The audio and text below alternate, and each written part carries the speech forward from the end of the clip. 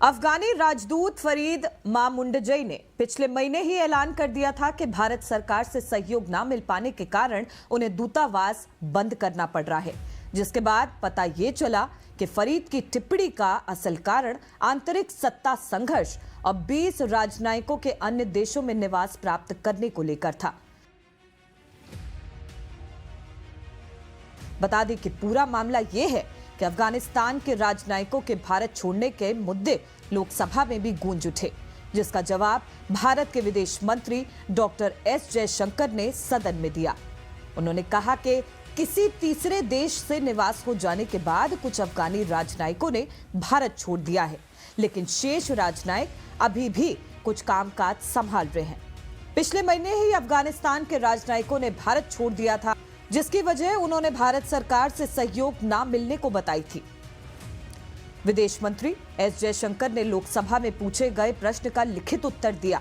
उन्होंने ये लिखा कि अफगानिस्तान और भारत के बीच ऐतिहासिक संबंध है, साथ ही दोनों देशों में मित्रता भी काफी समय से बनी हुई है। बताते चले कि इस्लामिक रिपब्लिक ऑफ अफगानिस्तान के नई दिल्ली के साथ साथ मुंबई और हैदराबाद में भी वाणिज्य दूतावास है। साथ ही भारत का अफगानिस्तान के साथ 3 नए मिशन पर भी काम जारी है। विदेश मंत्री ने कहा कि भारत ने अब तक तालिबान की स्थापना को मान्यता नहीं दी है। काबुल समावेशी सरकार के गठन की ही वकालत कर रहा है और इसीलिए हमारे ये जोर है कि अफगानिस्तान की धरती का इस्तेमाल किसी भी देश के खिलाफ आतंकी गतिविधियों के लिए ना किया जाए, क्योंकि इस समय अफगानिस्तान में दाइश जैसा एक संगठन भी सक्रिय है, जो हर दूसरे हफ्ते किसी बाजार में तो कभी किसी धार्मिक स्थल पर हमला करता रहता है। आपको बता दें कि नई दिल्ली में अफगानिस्तान दूतावास का परिचालन बीती 30 सितंबर से बंद है। अफगानिस्तान सरकार ने अपने बयान में कहा कि उन्हें भारत सरकार से सहयोग नहीं मिल सका, जिसके बाद 8 हफ्ते इंतजार करने के बाद उन्होंने नई दिल्ली में स्थित अपने दूतावास को बंद करने का फैसला किया है।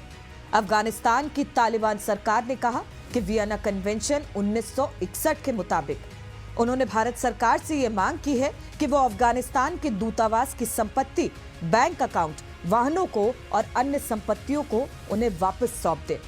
इसके साथ ही अफगानिस्तान की सरकार ने भारत के बैंक खातों में रखे हुए अपने करीब $5 लाख की रकम पर भी दावा किया है और ये मांग की है कि वो पैसे भी उन्हें वापस लौटा दें।